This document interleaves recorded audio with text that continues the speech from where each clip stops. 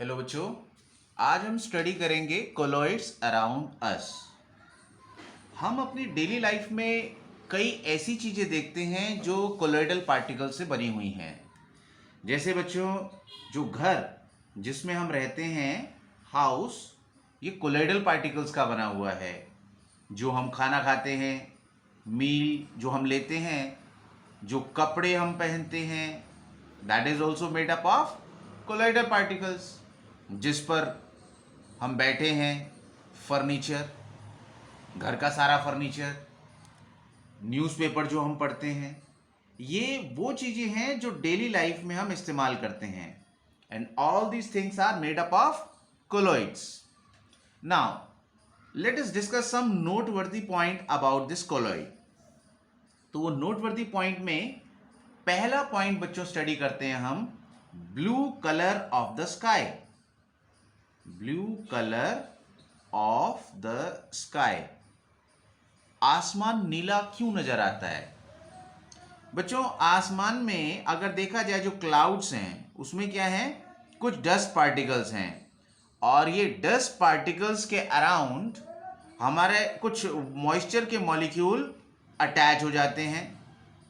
Basically these moistures are of the colloidal range particle. और ये जो कोलॉइडल रेंज पार्टिकल्स हैं, ये बिल्कुल रैंडम मोशन में मूव कर रहे हैं। They are just hanging in the atmosphere. जैसे कि सॉल्यूशन में हमने कोलॉइडल सॉल्यूशन स्टडी किया। जब लाइट इन कोलॉइडल पार्टिकल्स पर पड़ती है तो लाइट की स्कैटरिंग होती है, and the scattered light which reaches to us, that is blue in colour. Blue colour की स्कैटरिंग ज्यादा है, and that reaches to earth, so sky appears blue. Second बच्चों, fog, mist and rain। अगर बच्चों हम एक क्लाउड के portion को हम यहां पर डिस्कस करें, या एयर का एक कंपार्टमेंट ले लो, डस्ट के पार्टिकल्स, और डस्ट के पार्टिकल्स मॉइस्चर भी अराउंड हैंग कर रहा है, सो सम water molecules will also cover the surface of this dust particle, and this way their size will increase to colloidal range. मगर ये जो बच्चों कोलॉइडल पार्टिकल्स हैं, ये अभी सक्षम हैं अपने एटमॉस्फेयर में मूव करने के लिए। They have the ability, they can move freely because the energy is sufficient, the temperature is so high, they have the energy, they can stand in the atmosphere. But अगर हम temperature reduce कर दें, और फिलहाल अगर प्रकृति है तो यानी टेम्परेचर अगर इसका खुद कम होता है, कितना कम, ड्यू पॉइंट तक पहुंच जाए और उससे नीचे पहुंच जाए, तो these droplets will come close, ये नजदीक आ जाएंगी, इनका साइज बढ़ने लग जाएगा, और जब साइज इनका बढ़ जाएगा, they will become so heavy कि they will fall down, and this way it starts raining. बच्चों, रेनिंग का तरीका समटाइम ऐसा भी हो सकता है। ये दो क्लाउड के हम पोर्शन ले लेते हैं। Let this cloud is having positive colloidal sol, and the next part is having negative colloidal sol. Mutual coagulation हमने पढ़ा है। When these two colloids meet, या जब ये दोनों बादल आपस में मिलेंगे, तो क्या होगा बच्चों, ये प्लस और ये माइनस, ये चार्ज न्यूट्रलाइज हो जाएगा। So mutual coagulation will take place, और म्यूचुअल कोएगुलेशन होगा तो पार्टिकल्स का साइज बढ़ जाएगा। कोलॉइडल पार्टिकल्स जो थे आपस में मिलने से साइज बढ़ जाएगा, and this way again it will fall down and raining will start, है ना, बारिश शुरू हो गई। अच्छा, अगर बारिश शुरू ना हो, is there any way to produce artificial rain?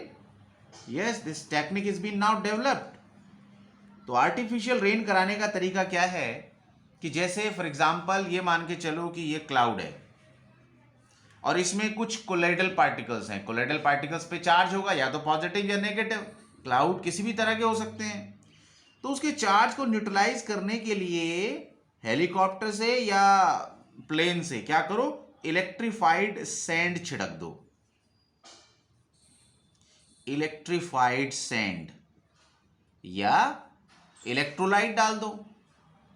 तो इलेक्ट्रोलाइट क्या करेगा, it will neutralize their charge and thus these molecules will come close together and again it will start raining.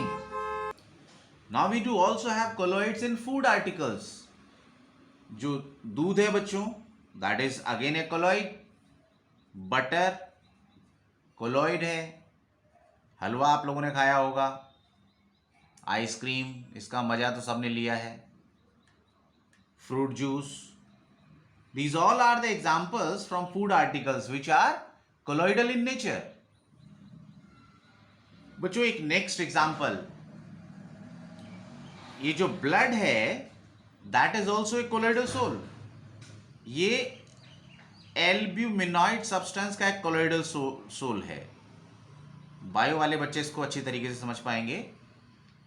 जो सेप्टिक एक्शन होता है ब्लड का, कहीं भी अगर कट लग जाए, चोट लग जाए, या शेव करते वक्त कट लग जाता है तो उसमें क्या लगाते हैं, फिटकरी लगाते हैं, that is potassium aluminium sulphate, और in short we call it alum. Alum और फेरिक क्लोराइड अगर उसमें डाला जाए तो बच्चों जहां चोट लगी है वहां पर क्या होगा, कोएगुलेशन होगा, and due to this coagulation जो ब्लड है that will now stop coming out, जो ब्लीडिंग है वो रुक जाएगी. तो वहां क्या बन गया, एक क्लोट बन गया कोएगुलेशन की वजह से, और वो फर्दर फ्लो ऑफ ब्लड को रोक लेगा. नेक्स्ट एग्जांपल है बच्चों सॉइल का. जो मिट्टी है, मिट्टी के अंदर कुछ फर्टिलाइजर्स होते हैं, क्या कहते हैं बच्चों उसको, ह्यूमस.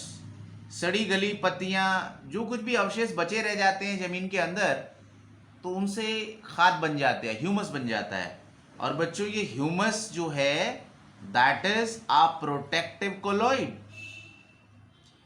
पेड़ पौधों को नरिशमेंट चाहिए, है ना, ये पेड़ पौधे बना दिए बच्चों. तो ये जो ह्यूमस है that have the colloidal nature. और बच्चों ये जो कोलॉइडल नेचर है, इसकी वजह से ये एब्जॉर्ब कर सकते हैं किस किस चीज को, मॉइस्चर को एब्जॉर्ब कर सकते हैं, नरिशिंग मटेरियल, नरिशिंग मटेरियल. जब ये इनको खींचेंगे तो जरूरत किसकी पूरी होगी, इन पेड़ पौधों की.